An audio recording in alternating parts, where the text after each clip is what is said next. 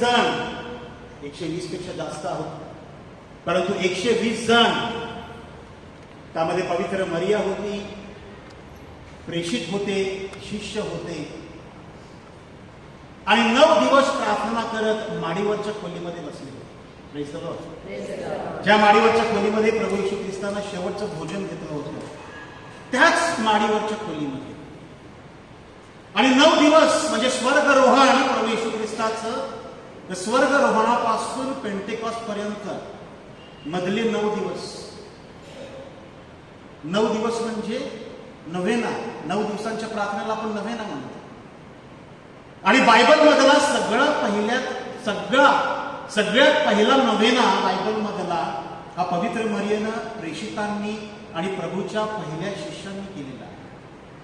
आणि तो नव्हेना आहे पवित्र आत्म्याचा नव्हेना, जो आपण सुद्धा आता करत आहोत. Praise the Lord.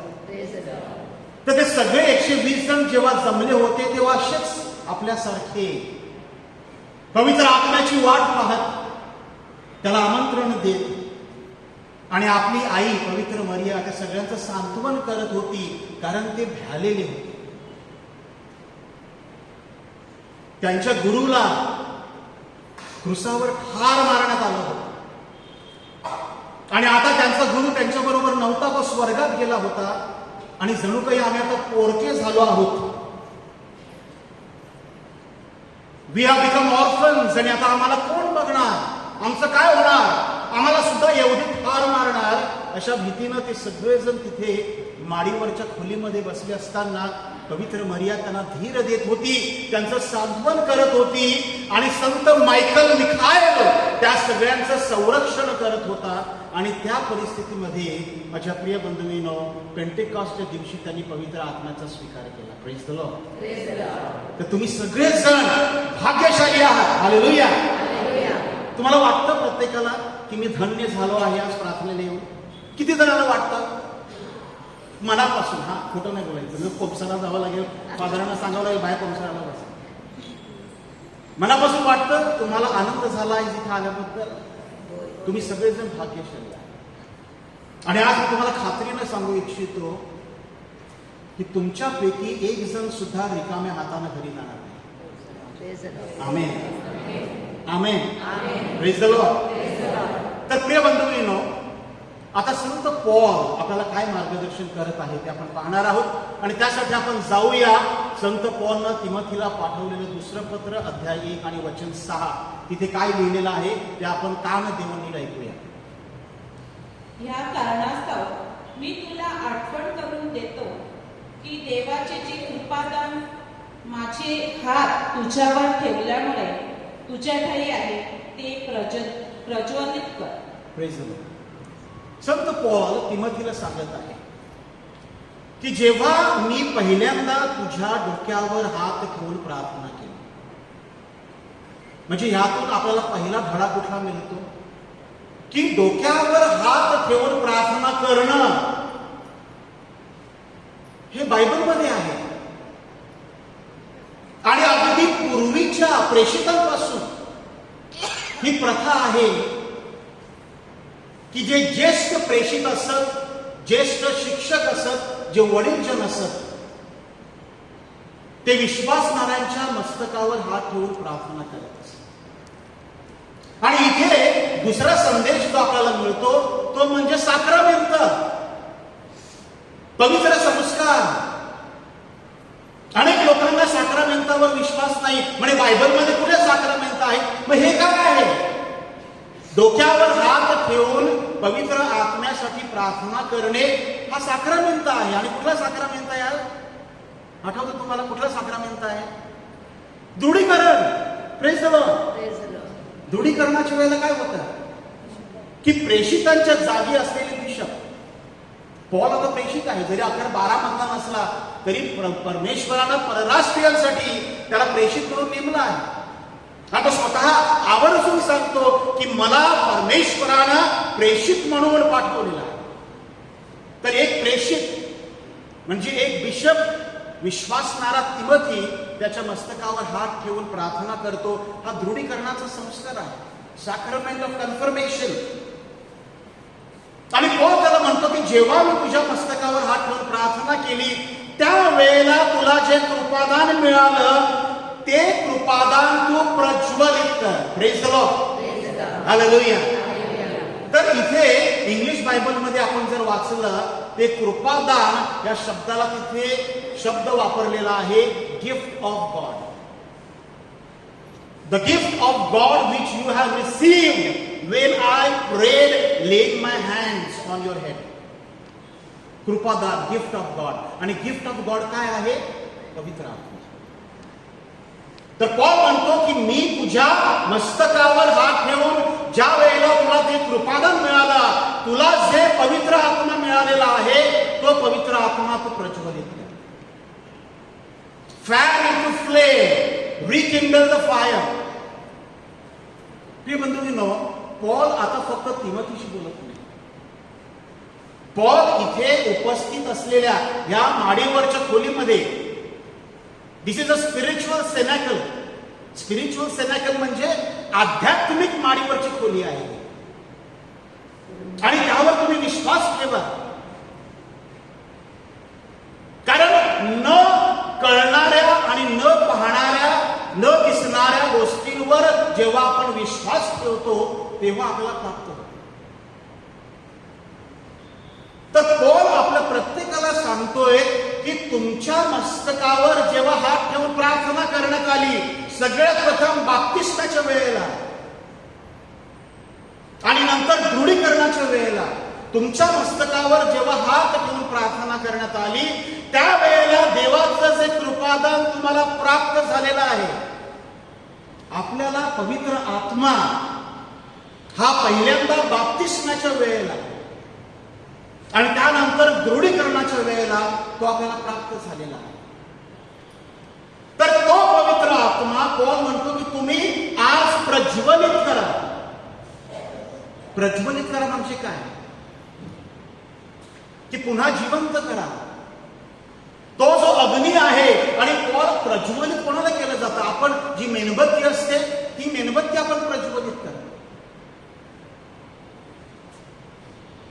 माझ्या प्रिय बंधू भगिनी, तर पवित्र आत्म्याला अग्नी म्हणून इथे पॉलनं संबोधलेला आहे आणि तो पवित्र आत्म्याचा अग्नी आपण कुठे पाहिलेला आहे? तर प्रेषितांची कृत्य अध्याय 2 आणि वचन 2 पासून पुढे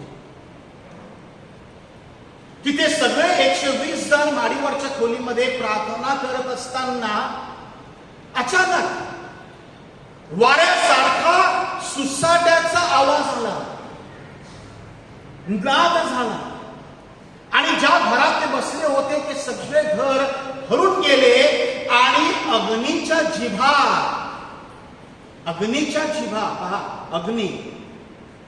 अग्नीच्या जिभा त्या एकेकावर येऊन बसल्या. Praise the lord.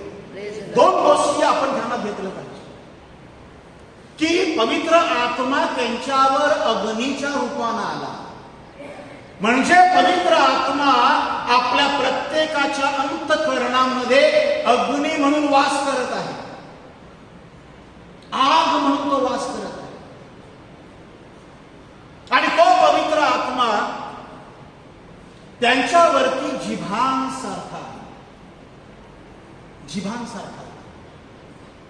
तर जीभ जी असते, माणसाची जीभ किंवा जनावरांची जीभ, जिभेतून आपल्याला वाचा मिळत असते, वाणी मिळत असते. पवित्र आत्मा अग्नीच्या जिभांसारखा त्यांच्यावर आला. एक्झॅक्टली म्हणजे बरोबर 120 जिभा तिथे उतरल्या. हे सुद्धा ध्यानात घ्या. तिथे एक सुद्धा जीभ जास्त नव्हती, एक सुद्धा जीभ कमी नव्हती. जणू काही आकाशामध्ये कोणीतरी मोजत होता की किती लोक जमली आहेत. Praise the Lord. आणि आज या क्षणाला आकाशामध्ये बसून परमेश्वराचे दूत मोजत आहेत या सेंट मायकल चर्च मध्ये किती लोक जमली आहेत. कारण तुम्हा प्रत्येकासाठी, मी मगाशी म्हटल्याप्रमाणे तुम्हा प्रत्येकासाठी आशीर्वादाचा मोठा असा प्याला आकाशामधून सोडला जाणार. 120 जणांसाठी 120 जिभा. इथे जमलेल्या प्रत्येक व्यक्तीसाठी परमेश्वर आशीर्वाद पाठवणार आणि आम्हा प्रत्येकाला स्वर्गामधील परमेश्वरानं मोजलेलं आहे. तर त्या अग्नीच्या जिभा त्यांच्यावर बसल्या, त्या जिभांनी त्यांच्या जिभेला स्पर्श केला आणि ते अन्य भाषेमध्ये बोलले. Praise the Lord. Praise the Lord. ते कनेक्शन आपल्याला कळलं पाहिजे की पेंटेकॉस्टच्या दिवशी पवित्र आत्म्याचं सगळ्यात पहिलं प्रकटीकरण जे झालेलं आहे ते अन्य भाषेमध्ये झालेलं आहे. अन्य भाषा. आणि संत लूक जेव्हा प्रेषितांची कृत्ये पुस्तक लिहितात तेव्हा संत लूकनं तिथे लिहिलेलं आहे की जगातल्या सगळ्या राष्ट्रांमधील यहुदी येरुशलेम मध्ये पेंटेकॉस्टचा सण साजरा करण्यासाठी जमले होते. हा पेंटेकॉस्टचा सण जो यहुदी सण आहे, तो काही ख्रिस्ती सण नाही. तो अगोदरपासून यहुदी साजरा करत होते आणि पहिल्या पिकाचा तो सण आहे. म्हणजे पहिलं पीक जेव्हा येतं, पहिलं फळ जेव्हा येतं, तेव्हा हे पहिलं फळ घेऊन यहुदी 50व्या दिवशी येरुशलेममध्ये येऊन ते परमेश्वराला मंदिरामध्ये अर्पण करत असत आणि तो सण मोठ्या प्रमाणात साजरा करत असत. आणि त्या सणासाठी हे सगळे यहुदी जगभरातले तिथे जमले होते. त्या सगळ्यांची भाषा निराळी होती, कारण ते वेगवेगळ्या राष्ट्रांमधून आले होते. आणि आज सुद्धा जगातल्या सगळ्या लोकांची भाषा वेगळी आहे, बोली वेगळी आहे आणि एकमेकांना कळत नाही. आणि हे कधी झालं तर त्यासाठी आपण जावं लागेल उत्पत्तीच्या पुस्तकामध्ये. उत्पत्तीच्या पुस्तकामध्ये अध्याय 11 आणि हे जे घडलेलं आहे ते नोहाच्या पुराच्या नंतर घडलेलं आहे. नोहाच्या पुरामध्ये सगळी वस्ती समाप्त झाली. फक्त 6 जण वाचले होते. नोहा, त्याची पत्नी, दोघे 8 जण. नोहा, त्याची पत्नी, नोहाचे 3 मुलगे आणि त्यांच्या बायका, एवढेच जण वाचले. 8 जण. नोहाची फॅमिली, फक्त नोहाचं कुटुंब वाचलं. आणि त्या नोहाच्या कुटुंबामधून एक नवीन उत्पत्ती झाली मनुष्याची. आणि 11व्या अध्यायामध्ये उत्पत्तीमध्ये आपण वाचतो की आता ही लोक खूप वाढली होती, परंतु ह्या सगळ्या लोकांची भाषा एक होती. तर तुम्हाला कधी कधी आश्चर्य वाटलं असेल की जगामध्ये इतक्या भाषा कसल्या आहेत. त्या मनुष्याची निर्मिती तर सुरुवातीपासून झाली होती. एकाच माणसापासून निर्मिती. सुरुवातीला आदाम आणि एवेपासून निर्मिती, पुरानंतर नोहाच्या कुटुंबापासून निर्मिती. मग यांच्या भाषा वेगळ्या कशा झाल्या. आज कोण तमिळ म्हणत आहे, कोण मल्याळी म्हणत आहे, कोण तेलुगू म्हणत आहे, कोण मराठी बोलत आहे, कोण गुजराती बोलत आहे, कोण हिंदी बोलत आहे, कोण इंग्लिश बोलत आहे, कोण जर्मन बोलत आहे, कोण स्पॅनिश बोलत आहे. ह्या भाषा वेगळ्या झाल्या कशा. कारण माणसं तर एकाच कुटुंबामधून, एकाच स्त्रोतामधून निर्माण झाली आहे. पण ते आपल्याला उत्पत्तीच्या बायबलमध्ये प्रत्येक प्रश्नाचं उत्तर आपल्याला सापडतं. परमेश्वराला पाहिलं की ही लोक सगळे एकत्र राहत आहेत, झुंडीच्या झुंडी एकत्र राहत आहेत, कारण त्यांची भाषा एक आहे, त्यांची बोली एक आहे आणि त्यांना एकमेकांपासून दूर जायचं नाही. पण परमेश्वरानं सांगितलं होतं आदामाच्या निर्मितीला उत्पत्ती 1:26 मध्ये की तू संपूर्ण सृष्टीवर राज्य कर. हे संपूर्ण सृष्टीला अधिपती म्हणून मी तुला नेमत आहे, to manage this entire creation. मग परमेश्वरानं काय केलं. परमेश्वरानं माणसाच्या भाषांमध्ये घोटाळा निर्माण केला आणि त्यांच्या भाषांमध्ये जेव्हा त्यांनी बाबेलचं बुरुज बांधण्याचा प्रयत्न केला तेव्हा बाबेलचा बुरुज कशाला की इतका मोठा बुरुज बांधायचा, टॉवर बांधायचा की जरी आपण कुठेतरी भरकटलो पण तो बुरुज बघून आपण पुन्हा एकाच ठिकाणी जाऊ. ही माणसाची संकल्पना होती. माणसाला एकमेकांपासून दूर जायचं नव्हतं. पण परमेश्वराला माणसाला संपूर्ण जगभर पसरवायचं होतं आणि म्हणून परमेश्वरानं त्यांच्या भाषेमध्ये घोटाळा निर्माण केला. आणि घोटाळा निर्माण झाल्यानंतर माझ्या प्रिय बंधूंनो, माणसं एकत्र राहू शकत नाही. भारताच्या स्वातंत्र्यानंतर सुद्धा भारत एक असं राष्ट्र आहे. पण शेवटी भाषांवर राज्यांची निर्मिती झाली. मल्याळी बोलणाऱ्यांचं वेगळं राज्य केरळ, तमिळ बोलणाऱ्यांचं वेगळं राज्य तमिळनाडू, मराठी बोलणाऱ्यांचं वेगळं राज्य महाराष्ट्र, गुजराती बोलणाऱ्यांचं वेगळं राष्ट्र Gujarati. On the linguistic basis स्टेट्सवर फॉल. अगदी त्याचप्रमाणे भाषांमध्ये घोटाळा झाल्यानंतर माणसं एकत्र राहत नाही आणि मग त्यांची पांगापांग झाली. म्हणजे भाषेमुळे माणूस एकमेकांपासून दुरावला.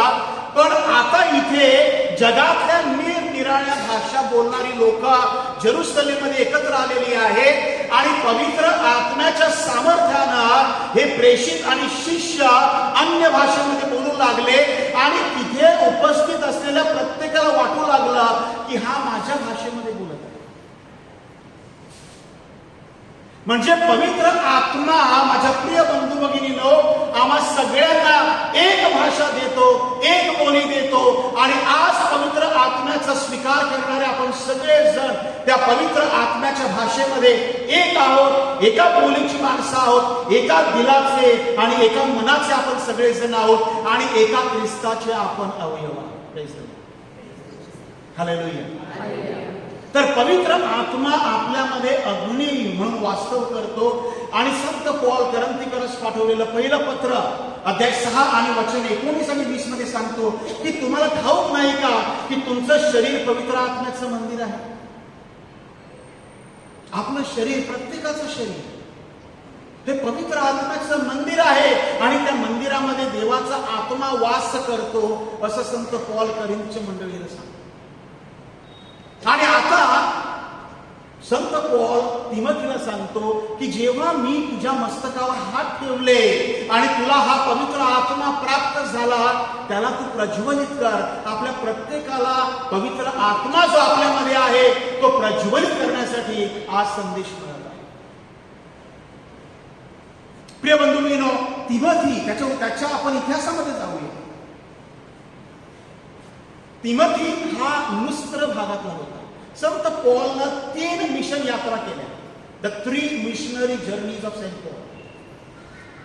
त्यातली पहिली मिशन यात्रा त्याची गलतिया प्रांतामध्ये होती. गलतीकरस पत्र आपण वाचलेलं आहे. तर गलतिया प्रांतामध्ये जेव्हा पौल जातो तो आणि बार्नबास आणि लुस्त्र इथे आल्यानंतर पौलला दगडमार करण्यात येते. दगडमार. आणि हे जे यहुदी, कट्टर यहुदी जे पौलच्या शिक्षणावर विश्वास ठेवत नव्हते आणि विशेष करून ख्रिस्ताच्या पुनरुत्थानावर विश्वास ठेवत नव्हते आणि ख्रिस्त हा मसीहा आहे यावर विश्वास ठेवत नव्हते, त्यांनी येऊन पौलला दगडमार केली आणि पौलला त्यांनी इतकं मारलं की पौल मरून गेला आहे असं समजून त्यांनी नगराच्या बाहेर त्याला टाकून दिलं. त्याच्या पहिल्या मिशन यात्रेमध्ये हे आपण प्रेषितांची कृत्ये या पुस्तकामध्ये अध्याय 14 मध्ये वाचतो. आणि पौलला नगराच्या बाहेर मेलेल्या अवस्थेमध्ये टाकून दिल्यानंतर थोड्या वेळानंतर प्रेषित येऊन त्याच्या बरोबर जमतात, शिष्य येऊन जमतात तिथे आणि पौल पुन्हा जिवंत होतो. प्रिय बंधूंनो, पौल स्वतः सांगतो, साक्ष देतो करंथीकरस दुसरं पत्र अध्याय 12 मध्ये की मला 14 वर्षापूर्वी एक असा मनुष्य ठाऊक आहे की ज्याला 3ऱ्या स्वर्गामध्ये घेतलं गेलं होतं. तिथे पौल दुसऱ्या तिसऱ्या व्यक्तीविषयी सांगत नाही, पौल स्वतःविषयी सांगत की मी मेलो होतो आणि मी 3ऱ्या स्वर्गामध्ये गेलो जिथे परमेश्वराची उपस्थिती आहे आणि मला जे परमेश्वराचं प्रकटीकरण झालं, मी किती भाग्यशाली आहे. प्रिय बंधूंनो, हे सगळं लुस्त्रमध्ये घडलं होतं आणि लुस्त्रच्या भूमीवरती पौलचं रक्त सांडलं होतं. परंतु पौल तिथे मेला नाही, मेला होता परंतु पुन्हा जिवंत झालेला आहे. आणि त्याने या पहिल्या मिशन यात्रेमध्ये जे गलतिया प्रांतामध्ये जे प्रेषित बनवले, शिष्य बनवले, त्यामध्ये तिमोथीची आजी होती. तिमोथीची आजी जिचं नाव आहे लॉईस. हे याच वचनाच्या अगोदरच्या वचनामध्ये 5व्या वचनामध्ये तिमोथीची आजी लॉईस ही पौलच्या पहिल्या मिशन यात्रेमध्ये झालेली ख्रिस्ती होती गलतिया प्रांतात. आणि लॉईस कडून तिमोथीच्या आई युनिस हिला ख्रिस्ती श्रद्धा प्राप्त झाली आणि मग युनिस कडून तिमोथीला ती श्रद्धा मिळाली. Praise the Lord. आपल्याला सुद्धा श्रद्धा आपल्या पूर्वजांकडून मिळालेली आहे. काही लोक इथे असतील की ज्यांनी ऍडल्ट बॅप्टिझम घेतलेलं आहे, की पहिल्यांदा त्यांना श्रद्धा मिळालेली आहे. परंतु बहुतांश लोक इथे असतील की ज्यांना श्रद्धा त्यांच्या आई वडिलांकडून, त्यांच्या आजी आजोबांकडून, पणजोबांकडून त्यांना मिळालेली आहे. अनुवांशिक श्रद्धा आपल्या प्रत्येकाला मिळालेली आहे. आणि अनेक वेळा काय होतं की श्रद्धा जेव्हा आपल्याला वंशवेलीमधून मिळत असते त्यावेळेला ती श्रद्धा आपल्यामध्ये थंड होत असते. आपण थंडे पडतो. आणि जेव्हा आपण थंडे पडतो तेव्हा पवित्र आत्म्याचा अग्नी आपल्यामध्ये दिसत नाही. आणि म्हणून इफिसच्या मंडळीला जेव्हा सात पत्रांमध्ये इफिसच्या मंडळीला पत्र पाठवण्यात आलं, जे प्रकटीकरणाच्या पुस्तकामध्ये अध्याय 2 आणि वचन 4 मध्ये आपण वाचतो, ख्रिस्त म्हणतो की तुझ्यावर मला दोष ठेवायचा आहे. इफिसच्या मंडळी, तुझ्यावर मला दोष ठेवायचा आहे. आणि काय दोष आहे की तू आपल्या पहिल्या प्रीतीकडे गेला नाहीस. You have not gone to your first love. पहिली प्रीती काय आहे? पहिली प्रीती परमेश्वराची प्रीती आहे. आणि जेव्हा आपण थंड पडतो, कोमट होतो, माझ्या प्रिय बंधूंनो, परमेश्वर आपल्याला दोष देतो. कारण आपण कोमट होण्यासाठी ख्रिस्ती नाही. आणि तो तिमोथीद्वारे आपल्या प्रत्येकाला आज ताकीद देत आहे, सावध करत आहे की तुमच्यामध्ये जो पवित्र आत्मा आहे त्याला तुम्ही प्रज्वलित करा. आणि त्यासाठी आपण सगळेजण इथे जमलो आहोत. तर पवित्र आत्म्याला प्रज्वलित करण्यासाठी आपण काय केलं पाहिजे माझ्या प्रिय बंधूंनो, ते आता आपण पाहणार आहोत. की पवित्र आत्मा ही कुठली शक्ती नाही की तिथे चुलीमध्ये आग पेटलेली आहे आणि आपण पाणी टाकलं की ती थंड होणार, तसं नाही. पवित्र आत्मा ही व्यक्ती आहे, देव व्यक्ती आहे. आणि ह्या देव व्यक्तीला आपण विझवू शकतो, आपण खिन्न करू शकतो. कारण माझ्या प्रिय बंधूंनो, ते स्वातंत्र्य माणसाला देवानं दिलेलं आहे. तुमच्यामध्ये आणि माझ्यामध्ये ते स्वातंत्र्य आहे की आपल्या जीवनाद्वारे आपण पवित्र आत्म्याला प्रज्वलित करू शकतो आणि दुसऱ्या बाजूला आपण पवित्र आत्म्याला विझवू सुद्धा शकतो. थेसलोनिकरास पाठवलेलं पहिलं पत्र अध्याय 5 आणि वचन 19 मध्ये संत पौल सांगतात की तुम्हाला आनंदी व्हायचं आहे, सर्वदा आनंदी व्हायचं आहे, मग तुम्ही पवित्र आत्म्याला विझवू नका. Praise the Lord. तुम्ही पवित्र आत्म्याला विझवू नका. जी व्यक्ती पवित्र आत्म्याला आपल्या जीवनामधून विझवणार, प्रिय बंधूंनो, ती व्यक्ती जीवनामध्ये आनंदी होऊ शकत नाही. आणि आपण सगळेजण इथे या मंदिरामध्ये आनंदी होण्यासाठी आलो. इथे एकही व्यक्ती नसणार की जी व्यक्ती परमेश्वराकडे प्रार्थना करेल की परमेश्वरा मला आणखी दुःख दे. एक सुद्धा नसणार. तर आपलं दुःख जावं, आपल्या जीवनातली निराशा निघून जावी आणि आपण सगळेजण परमेश्वरामध्ये उल्हासित व्हावे, आनंदी व्हावे. आपल्या कुटुंबामध्ये, आपल्या समाजामध्ये, आपल्या घरामध्ये जी भांडणं आहे, जी संकट आहे, जी समस्या आहे, जे कर्ज आहे, जे अपयश आहे, ते सगळं काढून टाकण्यासाठी आज आपण इथे परमेश्वराच्या पायाशी आलो. आणि पॉल तिथे आपल्याला एक अट घालत आहे. हा जणू काही मंत्र आहे की तुम्हाला जीवनामध्ये आनंदी व्हायचं असेल तर एक असली त्यातली पायरी आहे की तुम्ही पवित्र आत्म्याला विसरू नका. किंवा इफिसकरास पाठवलेलं पत्र अध्याय 4 आणि वचन 30 मध्ये पॉल सांगतो की तुम्ही पवित्र आत्म्याला खिन्न करू नका, दुःखी करू नका.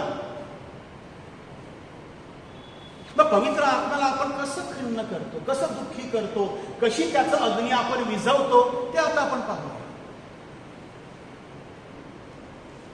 मत्तेच्या शुभवर्तमानामध्ये अध्याय 12 आणि वचन 36 आणि 37 प्रभू येशू ख्रिस्त म्हणतो की तुमच्या मुखांतून जे व्यर्थ शब्द निघतात त्या शब्दांद्वारे तुमचा न्याय करण्यात येईल. Praise the Lord. हा हे फार महत्वाचं आहे. आपल्या तोंडातून पहा, आपल्याला वाटतं की माझा न्याय कसा होणार आहे मला माहित नाही. प्रभू स्पष्ट सांगतो की आपल्या प्रत्येकाचा न्याय आपल्या तोंडातून निघणाऱ्या शब्दांवर होणार आहे. जे व्यर्थ शब्द आपल्या तोंडातून निघतात,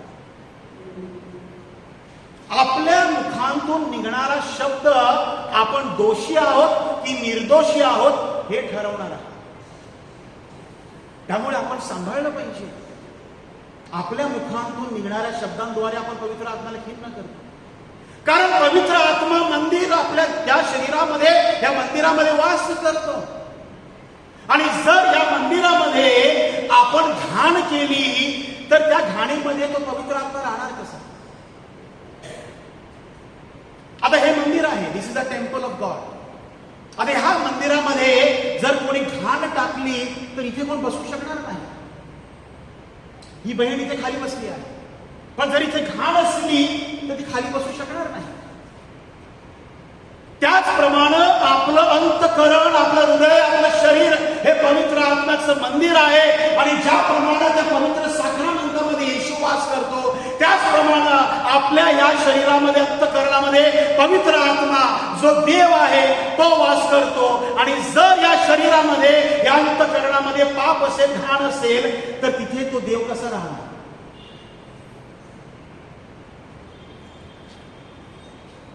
पहिला भाग, तर आपल्या शब्दांद्वारे आपण पवित्र आत्म्याला खिन्न करू शकतो. आपल्या जिभेवर आपला ताबा असला पाहिजे. काय बोलायचं, काय बोलू नये, कुठले शब्द बोलायचे, कुठले शब्द बोलू नये, कधी शांत राहायचं हे आपल्या हातामध्ये आहे. ते आपलं स्वातंत्र्य आहे. आणि म्हणून हा पहिला मुद्दा आपण ध्यानात घेतला पाहिजे. दुसरं, त्याच अध्यायामध्ये मत्ते 12 मध्ये 31 आणि 32 मध्ये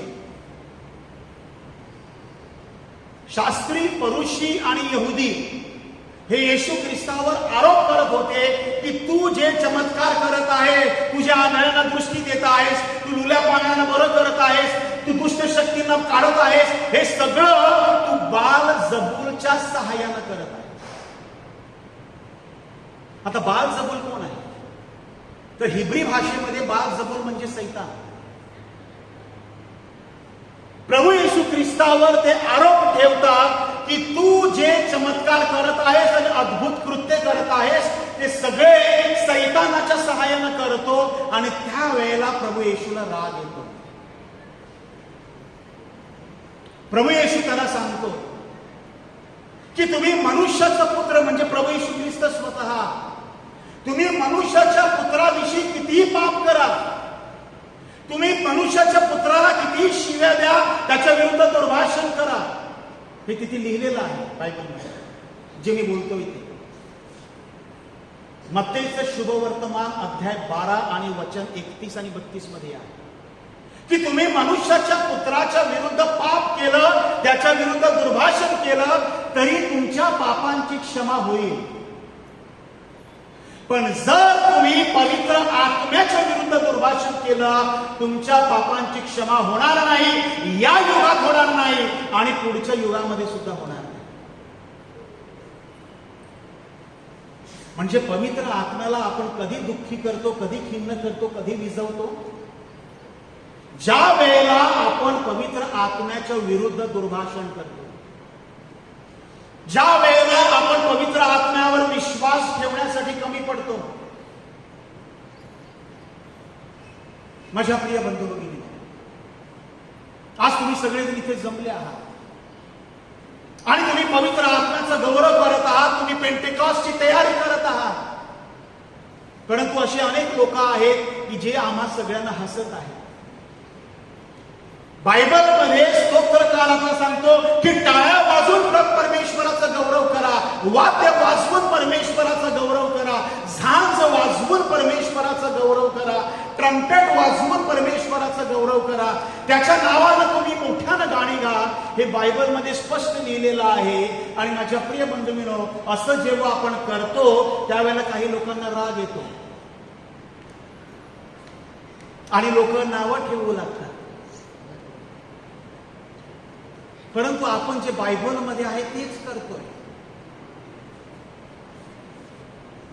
काही वर्षांअगोदर अशा व्यक्तीला मी ऐकलेलं होतं की हल्ली आता हे पवित्र आत्म्याची दुकानं तुम्ही मांडलेली आहे, कॅरिझमॅटिक दुकानं तुम्ही मांडलेली आहे. एक ह्या पॅरिसमध्ये दुकान आहे, एक त्या पॅरिसमध्ये दुकान आहे, तिथे दुकान आहे.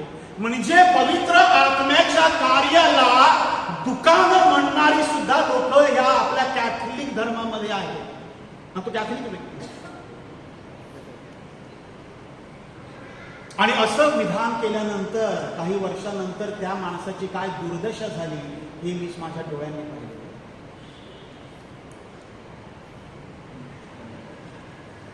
संत लिओ 13वे यांनी 1900 साली पवित्र आत्म्याचं नवेना करण्यासाठी चर्चला, ख्रिस्त सभेला आव्हान केले. संत लिओ 13वे. आणि तेव्हापासून हा पवित्र आत्म्याचं नवेना पेंटेकॉस्टच्या अगोदर सुरू आहे. मधल्या काळामध्ये चर्च पुन्हा विसरले पेंटेकॉस्टचं नवेना करायला. 1967 साली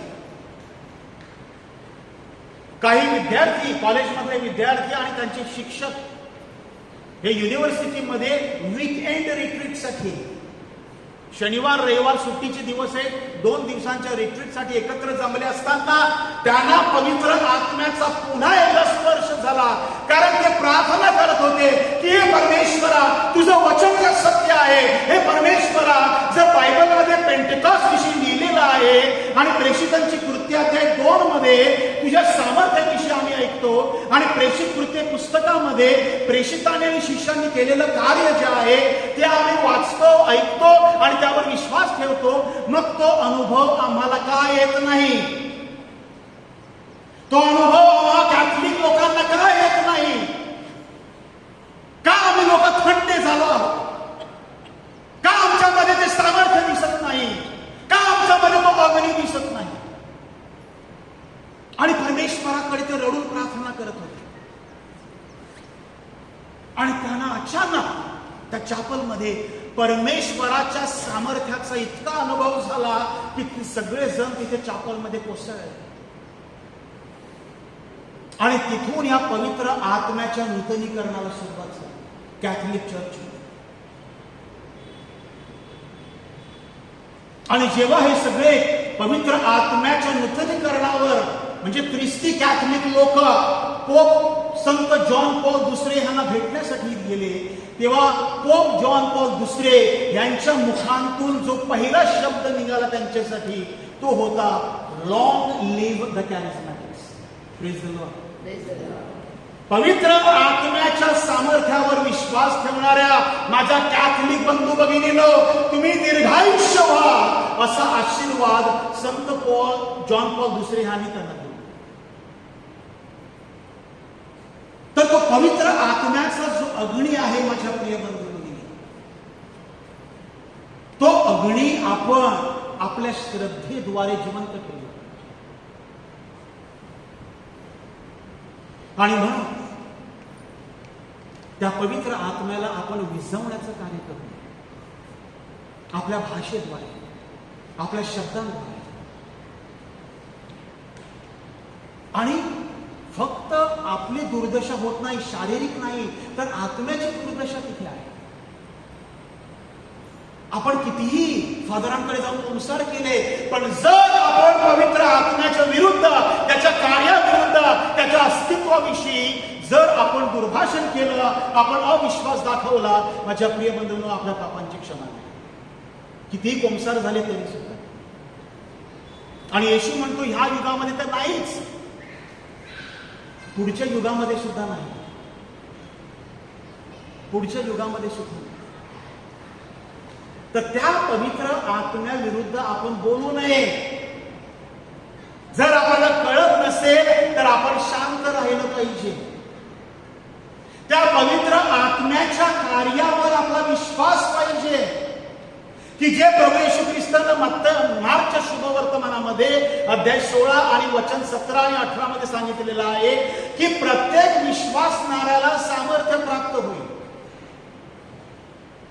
फार समजून घ्या, प्रत्येक विश्वासणाऱ्याला सामर्थ्य प्राप्त होईल. म्हणजे तुम्हाला आणि मला ज्याने बाप्तिस्मा घेतलेला आहे, ज्यांच्या डोक्यावर बाप्तिस्माच्या वेळेला आणि दृढीकरणाच्या वेळेला तो अग्नीच्या जिभा उतरलेल्या आहेत, आपल्या प्रत्येकाला सामर्थ्य प्राप्त होईल आणि त्या सामर्थ्यानं आपण आजारी लोकांना बरे करू शकतो.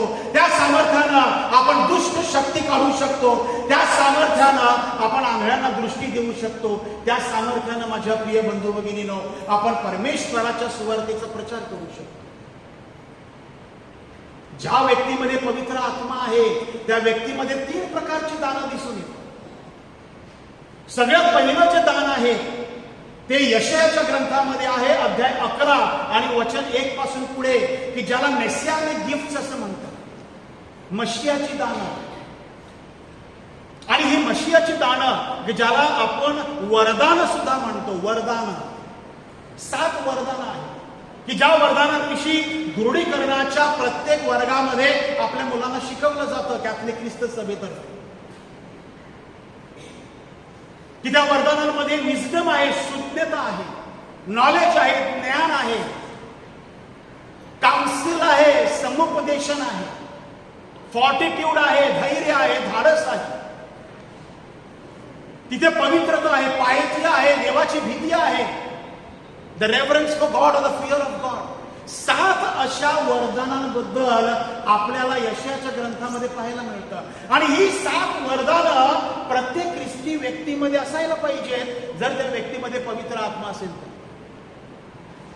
जर तुम्हाला ओळखायचं असेल की माझ्यामध्ये पवित्र आत्मा प्रज्वलित आहे की माझ्यामध्ये पवित्र आत्मा विझलेला आहे, मग प्रथम 7 वरदानं तुमच्या जीवनामध्ये आहेत की पहा प्रत्येक व्यक्तीमध्ये. कारण ही स्वतःच्या आध्यात्मिक उन्नतीसाठी दिलेली वरदान आहे. आणि त्यानंतर कॅरिस्मॅटिक गिफ्ट वेगळी आहे. कृपादान आहे. पहिली वरदान कृपादान. करंथीकरास पहिलं पत्र अध्याय 12 वचन 7 ते 10 की 9 कृपादानांविषयी, स्पिरिच्युअल गिफ्ट कॅरिझम विषयी संत पॉल त्यांना सांगतो. 3 प्रकारची कृपादान आहे. पहिलं जे कृपादान आहे त्याला वाचेची दानं, द वर्ड गिफ्ट्स. अन्य भाषा बोलणं. हो रबा खाय्यलद्रे लशफा खायलद्रे. तुम्हाला कळणार नाही परंतु ही भाषा पवित्र आत्म्याची भाषा आहे.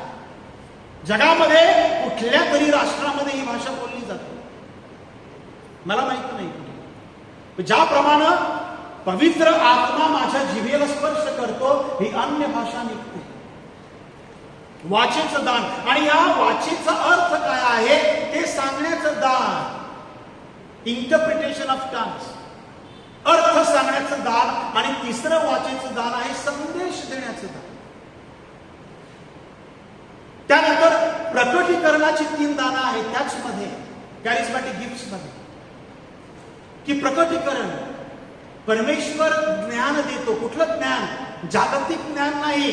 तर आता ही व्यक्ती माझ्या समोर बसली आहे, या व्यक्तीच्या मनामध्ये काय चाललेलं आहे, तिचं पूर्वीचं जीवन काय आहे, तिच्या जीवनामध्ये काय समस्या आहे, पवित्र आत्मा मला दाखवून देणार. आणि जेव्हा ती माझ्याकडे काउन्सिलिंग येणार तिला सगळं मी सांगणार.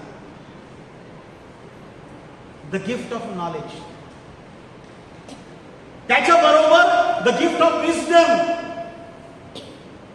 मराठी भाषेमध्ये तिथे भाषांतर विद्या आहे. विद्या नाही, ते चुकीचं भाषण आहे.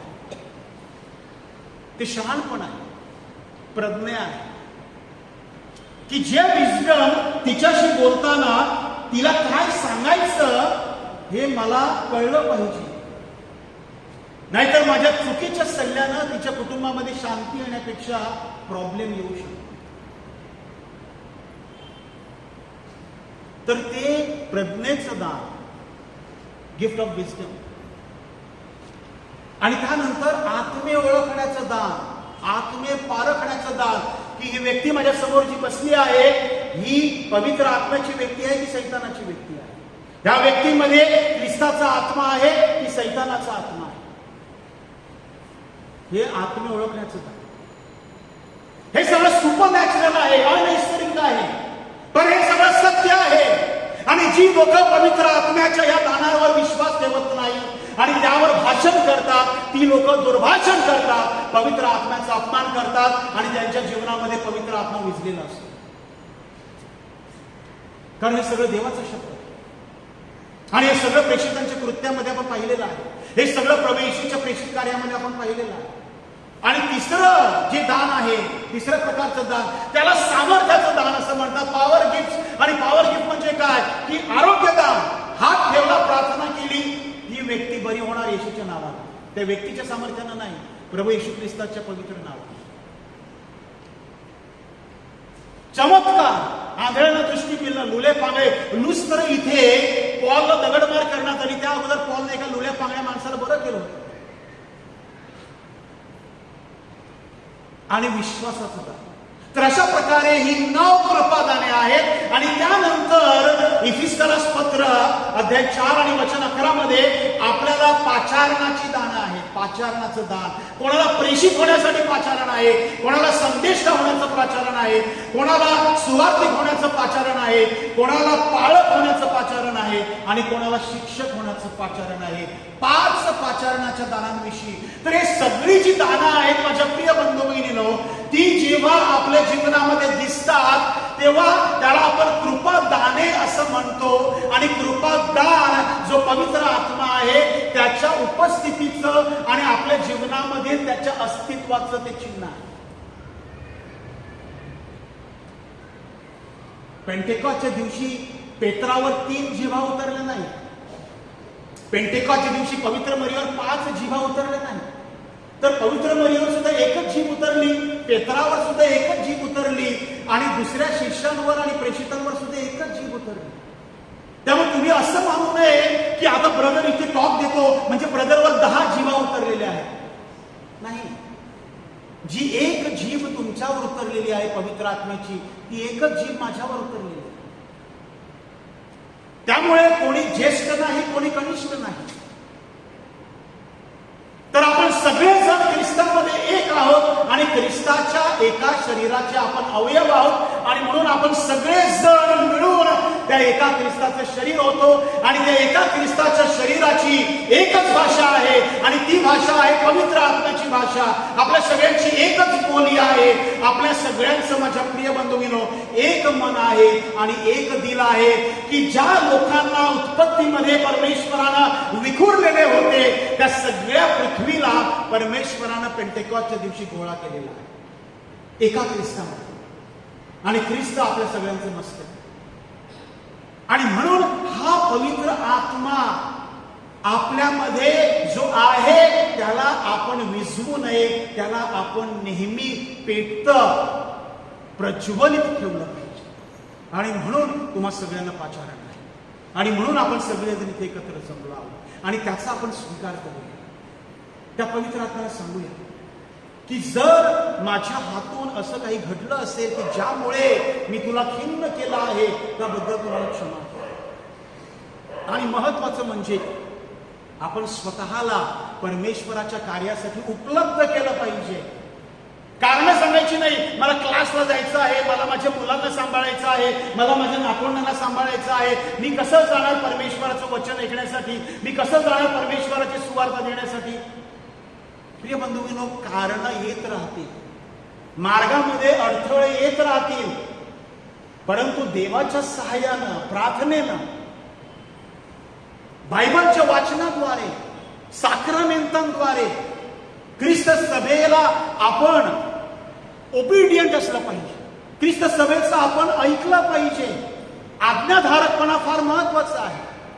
कारण आदर नाही तर आपण फक्त टीका करत राहतो. हा हे करत नाही, तो ते करत नाही. आपण आपले शब्द सांभाळले.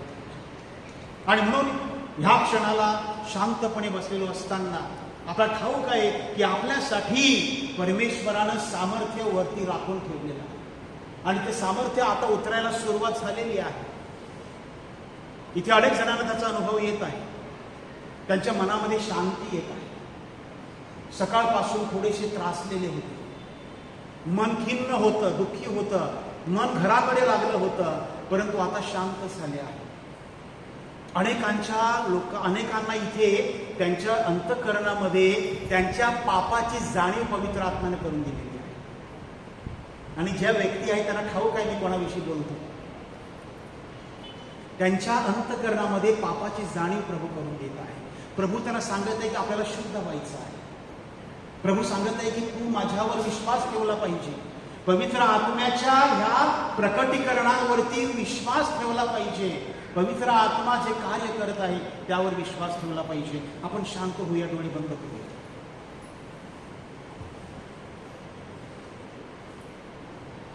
आणि प्रभूला आपण विचारूया,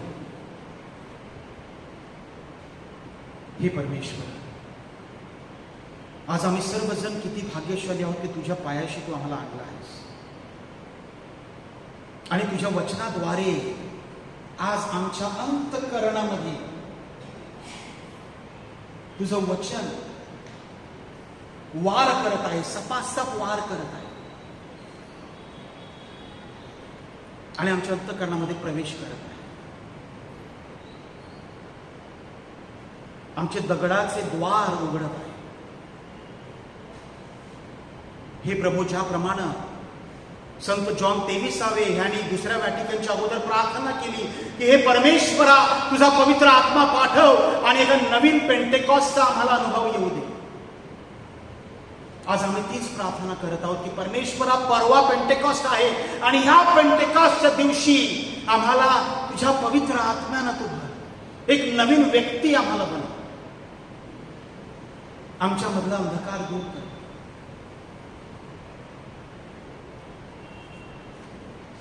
तुझी ज्योत पुन्हा प्रज्वलित करण्यासाठी आम्हाला सहाय्य. पिते, ही प्रार्थना आम्ही तुला प्रभू येशू ख्रिस्ताच्या पवित्र नावाने करतो. Praise the lord, hallelujah.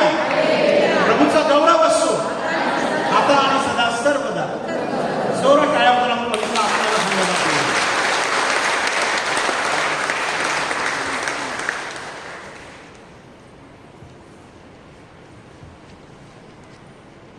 Thank you brother Linus.